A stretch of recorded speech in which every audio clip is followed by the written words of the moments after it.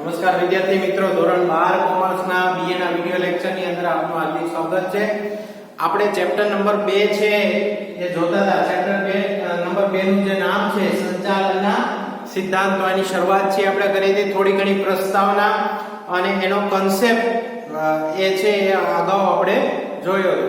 સૌથી પહેલા સંચાલન છે એના સિદ્ધાંતો એટલે આપણે આપણી ભાષામાં એને શું કહીએ તો કે નિયમો. સંચાલનના જે નિયમો છે એ નિયમોનો મતલબ આપણે આપણા મગજમાં શું આવે તો કે ભાઈ આ પ્રમાણે જે નિયમો આપ્યા છે નિયમો પ્રમાણે કામ થાય તો જ હાલે, નહીતર ન ચાલે. નહીં, આની અંદર એવું નથી. સંચાલનના સિદ્ધાંતો છે એ પરિવર્તનશીલ છે, એ જડ નથી.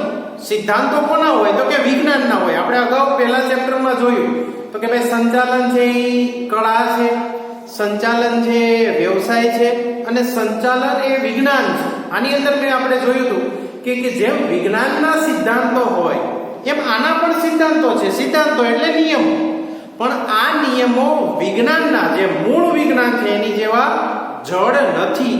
જડનો મતલબ શું થાય તો કે આપણે ઘણી વખત કહેતા હોય કે જડ જેવો છે, એનો મતલબ કે એ એક વાત લે એ વાત મૂકતો નથી, એનો મતલબ એવો થાય. એમ અહીંયા જે વિજ્ઞાન જે છે એની જેવો સંચાલનના સિદ્ધાંતો છે જડ નથી. આ વસ્તુ મગજની અંદર રાખવાની છે. આજે આપણે આજના વિડિયો લેક્ચરની અંદર સંચાલનના જે સિદ્ધાંતો છે એનો કન્સેપ્ટ એટલે ખ્યાલ એ જોવાનો છે કે ભાઈ સંચાલનના સિદ્ધાંતો છે એનો ખ્યાલ છે એ શું વર્ણવે છે અથવા તો એ કન્સેપ્ટ છે એ શું કહેવા માંગે છે. સૌથી પહેલા સંચાલન એ કળા અને વિજ્ઞાનનો સમન્વય છે. આ વસ્તુ યાદ રાખી લેવાની છે કે ભાઈ જે સંચાલન છે મેનેજમેન્ટ એ બે વસ્તુથી થાય. સૌથી પહેલી વસ્તુ તો કે કળા એટલે આવડત.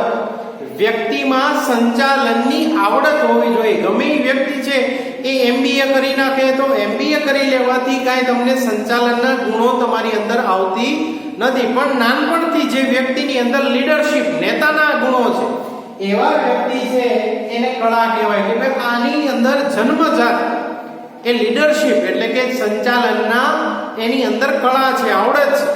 આ કળા અને વિજ્ઞાન આ બંનેના સમન્વયથી શું બને છે?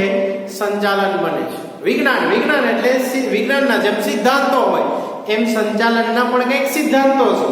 આ સિદ્ધાંતો પ્રમાણે કામ કરવાથી, નિયમો પ્રમાણે કામ કરવાથી તમે સારું એવું સંચાલન કરી શકો છો. એટલે એમ કહી શકાય કે સંચાલન એ કળા અને વિજ્ઞાન આ બંનેનો સમન્વય છે. સમન્વયનો મતલબ શું થાય તો કે સમન્વયનો મતલબ થાય કે આ બંનેને જોડતા શું બને? સંચાલન બને. બરાબર?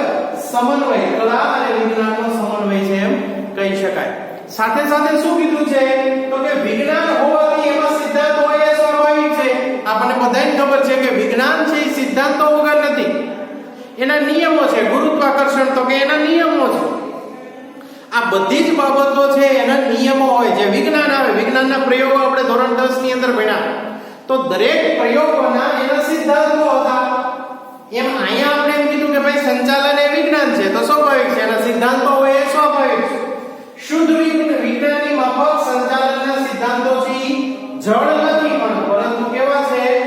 પરિવર્તનશીલ છે. મેં પહેલા પણ કીધું તમને કે જે શુદ્ધ વિજ્ઞાન છે, શુદ્ધ વિજ્ઞાન કોને કહેવાય? અત્યાર સુધી તમે વિજ્ઞાન ટેકનોલોજી જે ભણ્યા એની અંદર જે ભણવામાં આવતું એ શુદ્ધ વિજ્ઞાન કહેવાય. આપણે ઈ વિજ્ઞાન એ નથી ભણવાનું, પણ ઈ જે વિજ્ઞાન છે એના જે નિયમો છે એ કેવા છે? સિદ્ધાંતો જડ છે કે ફિક્સ જ હોય કે ભાઈ ગુરુત્વાકર્ષણ બળનો સિદ્ધાંત કે ભાઈ ઉપર વસ્તુ તમે ફેંકો તો એ નીચે આવે ના આવે. આ જડ નિયમો છે, એ ઉપર ને ઉપર નથી રહેતી. બરાબર? તો એ જડ નિયમો કહેવાય, કારણ કે એ કેવું વિજ્ઞાન છે? શુદ્ધ વિજ્ઞાન છે. જ્યારે આઈનું એટલે કે સંચાલનનું જે વિજ્ઞાન છે એ જડ નથી, પરંતુ કેવું છે? પરિવર્તનશીલ છે. પરિવર્તનશીલનો મતલબ શું થાય તો કે અનુકૂળ પરિસ્થિતિ, જેવી પરિસ્થિતિ એ પ્રમાણે આના સિદ્ધાંતો એટલે કે નિયમો બદલાવી શકાય, એમાં ઉમેરી પણ શકાય ને અમુક નિયમો છે એને દૂર એટલે કે ડિલીટ પણ કરી શકાય. આ પરિવર્તનશીલ કહેવાય ને કે પરિસ્થિતિ મુજબ ઢળી જાય. આવા નિયમો છે કોના? સંચાલનના. સંચાલનના સિદ્ધાંતો માનવ વર્તણૂક સાથે સીધો સંબંધ ધરાવે છે. આ બહુ મહત્વની વસ્તુ છે કે જે સંચાલનના સિદ્ધાંતો તમે અહીંયા ભણવાના છો ચેપ્ટર નંબર 2 ની અંદર, ઈ કોની ઉપર ફોકસ છે? તો કે માણસ ઉપર, લોકો ઉપર સીધે સીધા આ નિયમો લાગુ પડતા હોવાના કારણે એ માનવ વર્તણૂક સાથે સીધે સીધો સંબંધ ધરાવે છે. માણસની વર્તણૂક, જો માણસનું વર્તન છે પરિસ્થિતિ પ્રમાણે બદલે, માણસનું વર્તન છે એ પરિસ્થિતિ પ્રમાણે શું થાય? બદલે. એવો પ્રસંગ હોય ને દુઃખનો પ્રસંગ હોય ત્યાં રોવાનું આવે, જ્યારે હસવાનું હોય એટલે કે એક સારો એવો પ્રસંગ હોય, જોક્સ થતો હોય તો ત્યાં આપણે હસીએ પણ છીએ. તો આ અલગ અલગ વર્તન છે આપણા, અને આ વર્તન ઉપરથી આ સંચાલનના સિદ્ધાંતો છે કેવા થતા જાય? રોટેશન થતા જાય, એટલે કે પરિવર્તનશીલ થતા જાય. તેથી સમયાંતરે એમાં જરૂરી ફેરફાર કરી અને નવા સિદ્ધાંતોનો ઉમેરાને અવકાશ રહે છે. માનવ વર્તણૂક ઉપર આધારિત છે એટલે માણસના વર્તન ઉપર આ લાગુ પડતું હોવાના કારણે એમાં નવા નવા ઉમેરા કરવા પડે. આમાં નવું નવું ઉમેરો કરવાનો થતો હોય એટલે ઉમેરો થતો રહે. માનવ વર્તણૂક અને ટેકનોલોજી બે એવા પરિબળો છે કે જે સમયાંતરે કેવા થતા જાય? બદલતા રહે. બરોબર? બે વસ્તુ આ દુનિયામાં, બે વસ્તુ એવી છે કે જેમાં સમયાંતરે ફેરફાર થતો રહે. સૌથી પહેલું તો કે માનવ વર્તણૂક અને બીજી ટેકનોલોજી. જો લોકોનો જે વર્તન કરવાનો જે પીરિયડ છે એ સમયાંતરે બદલતો રહે. આખા દિવસમાં તમે જુઓ તો કેટલા સમય છે એ આપણે આપણા વર્તનની અંદર ફેરફાર કરીએ છીએ. ક્યારેક ગુસ્સો આવે છે, ક્યારેક હસવું આવે છે, ક્યારેક રોવું આવે છે. આખા દિવસની અંદર ઘણા બધા આવા વર્તનમાં ફેરફાર થાય. તો માનવ વર્તન અને બીજી ટેકનોલોજી. આજના સમયની અંદર તમે જુઓ કે તમે સારો એવો ફોન લીધો હોય, જેવો લઈ રહ્યો હતા તમે પાછો નવો ટેકનોલોજીનો નવો લેટેસ્ટ ફોન આવી જાય. તો ટેકનોલોજી અને માનવ વર્તન આ બે વસ્તુ એવી છે કે જેની અંદર આ બે એવા પરિબળો છે જે સમયાંતરે શું થાય? બદલતા રહે. એ હંમેશા બદલતા જ રહે. આના કારણે તો કે સંચાલનના સિદ્ધાંતો એ નિર્ણય ઘડતર અને અમલીકરણ માટેની વિસ્તૃત અને ચોક્કસ માર્ગદર્શિકા છે. આ શબ્દ એવો છે માર્ગદર્શિકા. માર્ગદર્શિકા કોને કહેવાય? તો કે એવું એક પુસ્તક કે જે તમને સાચો માર્ગ દેખાડે. જે લોકોએ, એટલા માટે જ આપણે આ બધી ભણીએ છીએ. ભણવાનું એટલે કે અભ્યાસ કરવાનું સાચું કારણ શું છે? તો કે મને માર્ગ મળે, મારે જે વસ્તુ કરવી છે, મારે જે ક્ષેત્રની અંદર આગળ વધવું છે એ ક્ષેત્રની અંદર હું સારી રીતના આગળ વધી શકું એવો મને માર્ગ મળે. એટલા માટે તો આપણા પુસ્તકો છે. આ માર્ગદર્શિકાનું કામ કરે છે. એ પુસ્તકમાં લખેલી બધી જ વસ્તુઓ છે એ થવાની નથી, પણ એ માર્ગદર્શકની ભૂમિકા છે એ આ પુસ્તકો ભજવે છે. એટલે સંચાલનના જે સિદ્ધાંતો છે એ તમને નિર્ણય ઘડતરમાં, નિર્ણય ઘડતર એટલે શું? તો કે નિર્ણય લેવામાં અને એનો અમલ કરવામાં, એટલે કે અમલીકરણ માટે આ જે સિદ્ધાંતો છે એ સિદ્ધાંતો એક ચોક્કસ માર્ગદર્શિકાનું કામ છે એ કરે છે. હવે આપણા મગજમાં એમ થાય કે સાહેબ આ નિર્ણયો લેવામાં કેમ ખબર પડે? આમાં ક્યાં સિદ્ધાંતો લાગુ પડે? તો એક ઉદાહરણ સાથે આપણે સમજીએ. તમારા પુસ્તકની અંદર, એટલે કે તમારા ટેક્સ્ટ બુકમાં પણ તમને આ ઉદાહરણ છે આપવામાં આવ્યું છે કે ભાઈ આ નિર્ણય ઘડતર અને અમલીકરણમાં કેમ ખબર પડે? તો નિર્ણય ઘડતર અને અમલીકરણ જો જોવું હોય તો આપણે એક ઉદાહરણ સાથે સમજીએ કે ઉદાહરણ તરીકે કોઈ એક કંપની છે, કોઈ એક ધંધાકીય એકમ છે. એ ધંધાકીય એકમ એના કર્મચારીઓને બઢતી આપે. સમય જાય એટલે બઢતી મળે. ક્લાર્ક હોય તો એમાંથી સિનિયર ક્લાર્ક બનાવે, મેનેજર હોય તો એમાંથી જનરલ મેનેજર બનાવે, જનરલ મેનેજરમાંથી મેનેજિંગ ડાયરેક્ટર બનાવે, એમડી બનાવે. તો આ બઢતી થઈ ગઈ. તમને ઊંચે ક્યાંક લઈ જાય, ઊંચી પોસ્ટ, તમારી જે પોસ્ટ છે એ પોસ્ટ કરતા ઊંચી પોસ્ટ ઉપર લઈ જાય, અને બઢતી કહેવાય. તો કર્મચારીઓની બઢતી છે એ દરેક કંપનીઓ કરતી હોય, પણ એના રૂલ્સ એટલે કે સિદ્ધાંતો અલગ અલગ હોય. કોઈ કંપની છે એના કર્મચારીઓને બઢતી કેમ આપે? તો કે ઉદાહરણ તરીકે કેટલા વર્ષ આપણી કંપનીમાં જોડાયેલો છે, કેટલા વર્ષથી જોડાયેલો છે, એ વર્ષ પ્રમાણે એને બઢતી મળે કે ભાઈ આપણી કંપનીમાં સતત 5 વર્ષથી કામ કરે છે, હવે આને ઊંચી પોસ્ટ આપવી જોઈએ. તો કોઈ કંપની એવી રીતના નિર્ણય લેતી હોય બઢતી માટેના, અને કોઈ કંપની છે એ કેવો નિર્ણય લેતી હોય તો કે એની કાર્યદક્ષતાને જોઈને નિર્ણય લેતી હોય. હવે કાર્યદક્ષતા એટલે શું? તો કે ભલે હજી આપણી કંપનીમાં વર્ષ દિવસથી જ કામ કરે છે, પણ એનું કામ છે બીજા કર્મચારીઓ કરતા કેવું છે? બહુ સારું છે, ઝડપી છે, સારું એવું કરી શકે છે. તો એને તાત્કાલિક પ્રમોશન આપી દો, બઢતી આપી દો. એટલે બે કંપનીઓ એક જ કંપની છે, પણ બેના કંપનીઓના વિચારવાના જે રૂલ્સ છે, સિદ્ધાંતો છે, એ કેવા છે? અલગ અલગ. એક કંપની શું વિચારે છે તો કે 5 વર્ષથી આપણી ત્યાં કામ કરે છે એટલે હવે એને બઢતી આપો. હવે કેવું કામ કરે છે એનાથી એનો મતલબ નથી. બીજું તો કે બીજી કંપની એવું વિચારે છે કે ભલે આપણે અહીંયા હજી જોડાણો જ છે પણ એનું કામ બીજા કરતા સારું છે એટલા માટે એને શું આપો? બઢતી આપો. એટલા માટે નિર્ણય ઘડતર અને અમલીકરણ માટે આ ચોક્કસ માર્ગદર્શિકાનું કામ છે એ કરશે સંચાલનના સિદ્ધાંતો. ત્યાર પછી આપણે એનું સ્વરૂપ જોવાનું છે. સંચાલનના સિદ્ધાંતોનું સ્વરૂપ કેવું છે? કુલ 5 સ્વરૂપ છે એના. સંચાલનના સિદ્ધાંતોના સ્વરૂપ કેટલા છે? નેચર 5. નિષ્ણાતો જે છે, નિષ્ણાતો કોને કહેવાય? તો કે જે કોઈ એક વિષયની અંદર નિપુણ વ્યક્તિ છે અને નિષ્ણાતો કહેવાય. આ નિષ્ણાતોના મત મુજબ એનું એવું કહેવાનું થાય છે કે સિદ્ધાંતો જે છે, સંચાલનના જે સિદ્ધાંતો છે એ મોટા ભાગે કેવા છે? સત્ય છે, પણ સંપૂર્ણ સત્ય નથી. આ બે બાજુ તમને વાત કરી. નિષ્ણાતોએ તમને બે બાજુ વાત કરી કે સૌથી પહેલા મોટા ભાગના જે સિદ્ધાંતો છે જે તમારે આ ચેપ્ટરમાં ભણવાના છે આ સત્ય છે. દરેક કંપની, દરેક ઔદ્યોગિક એકમ એનો અમલ કરી શકે, સત્ય છે, પરંતુ સંપૂર્ણ સત્ય છે નહીં. આમાં પણ કેવો નિયમ લાગુ પડે? અપવાદનો નિયમ લાગુ પડે કે ભાઈ અમુક સિદ્ધાંતો છે અપવાદ છે. હવે આમાં આપણે કન્ફ્યુઝન થઈ કે સાહેબ તો આનું શું કરવાનું? સિદ્ધાંતો ભણવાના કે નહીં ભણવાના? પણ તમારી બુક્સ ની અંદર પણ કીધું છે. હું પણ તમને એક વસ્તુ કહું છું કે સંચાલનના સિદ્ધાંતો છે એ સત્ય છે પણ સંપૂર્ણ સત્ય નથી. એનો મતલબ કે તમારી કંપનીનું સ્વરૂપ કેવડું છે, કંપની નાની છે કે મોટી છે કે મધ્યમ છે, એની ઉપર તમારે આ બધા સિદ્ધાંતો લાગુ કરવાના છે. બધાય નિયમો દરેક સરખા રીતે તમે લાગુ કરી શકો નહીં, કેમ કે તમારા એકમનું કદ કેવું છે? નાનું હોય, મોટું હોય અથવા તો મધ્યમ પ્રકારનું હોય. એ પ્રમાણે તમારે સિદ્ધાંતો લાગુ પાડવાના છે. બધાય સિદ્ધાંતો લાગુ પડે એવું જરૂરી નથી.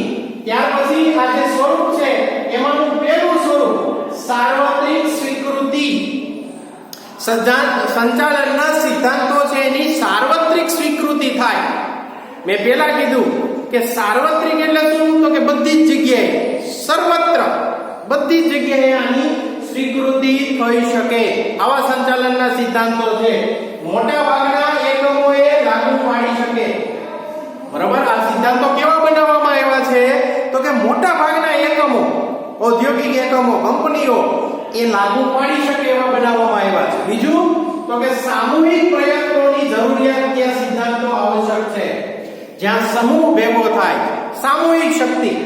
આપણા દુકાનની અંદર આપણે એક કામ કરતા હોય તો એ સમૂહ ન કહેવાય, પણ આપણી જ દુકાનની અંદર બીજા 5 કારીગરો કામ કરતા હોય આપણી નીચે, તો એ સમૂહ થયો કહેવાય. તો જ્યાં સમૂહ ભેગો થાય છે એ સામૂહિક પ્રયત્નો જ્યાં થાય છે ત્યાં આ સંચાલનના સિદ્ધાંતો લાગુ કરવા પડે, જરૂરી છે.